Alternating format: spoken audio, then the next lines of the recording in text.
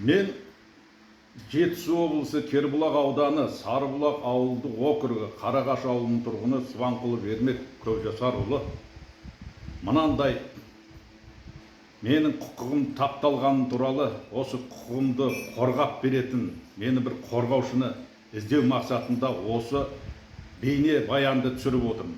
Биылғы жылы 2026 жылдың сәуір айының наурыз айынан бастап менің мына телефоныма хабарламалар келіп түсті.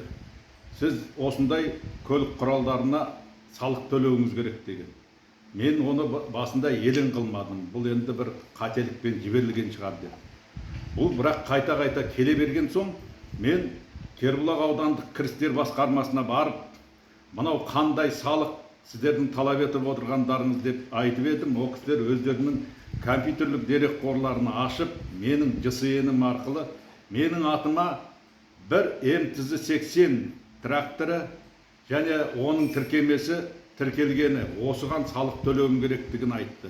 Мен ол кісілерден сұрадым, сонда осы уақытта мен бұндай көлігім жоқ, бұндай тракторым жоқ, бұндай мәліметті қайдан алдыңыздар деп едім. Бұлар айтты, Кербұлақ ауданы әкімдігінің ауыл шаруашылық және жер қатынастары бөлімінің техникалық құралдарды бақылау бөлімінің мамандарының есебімен берілді деді. Осы негізде мен Кербұлақ аудандық әкімдігінің ауыл шаруашылық бөліміне және жер қатынастары бөліміне келіп, менің атыма не трактор тіркеген, не үшін тіркегендерін сұрап едім. Ол кісілер маған дерек қорларын қарап, сіздің атыңызға 2007 жылы осындай трактор тіркелген дейді. Ол трактор Сарыбастау ауылдық округінде тұр дейді. Ал енді менің айтарым, бұл менде еш уақытта трактор болып көрмеген, болмағанда болмайды да. Қазіргі менің жасым 63-ке келді. Енді мыналарыңыз қателік қой десем, біз ештеңе істей алмаймыз деді. Сіз мынаған өтініш жазыңыз, мен сосын кейін сіз ана салықты төлейсіз, сосын кейін айналып кетейіндер, мен болмаған дүниеге қалай салық төлеймін? Ол неге, не үшін төлеуім керек? Мынау не деген заңсыздық, мынау сұмдық қой, енді мынау адамның құқығын таптау ғой десек, ешқандай қарамады. Содан басшылар жоқ екен, басшыларын күттім, басшыларына айттым. Ол кісіде менште біз ол кезде болған жоқпыз. Сіздің 2011-ден ғана қарай бізде мәліметтер бар, ары қарай кім неге тіркеген білмейміз деген уәж айтты.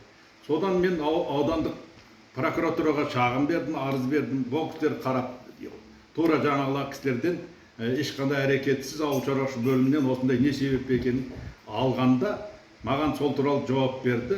Ауыл шаруашылық бөліміне тағы да өтініш бердім. Олар да осындай 2007 жылы тіркелген мынандай трактор, мынандай тіркеме 2011 жылдан бері қарай ғана біздің құжаттар бар, ар жағында құжаттар жоқ. Ол кезде біз жұмыс жасамаған, оның мән жайын білмейміз деп жауап берді. Бірнеше рет одан кейін мен Жетісу облыстық ұлттық қауіпсіздік комитетіне жолдадым шағымды. Олар Жетісу облыстық прокуратурасына, ол прокуратурасы Кербұлақ аудандық прокуратурасына, Кербұлақ аудандық әкімдігіне қайтадан біріне бірі салып, әлі күнге шейін осын тиісті жауабын тауып бермей отыр.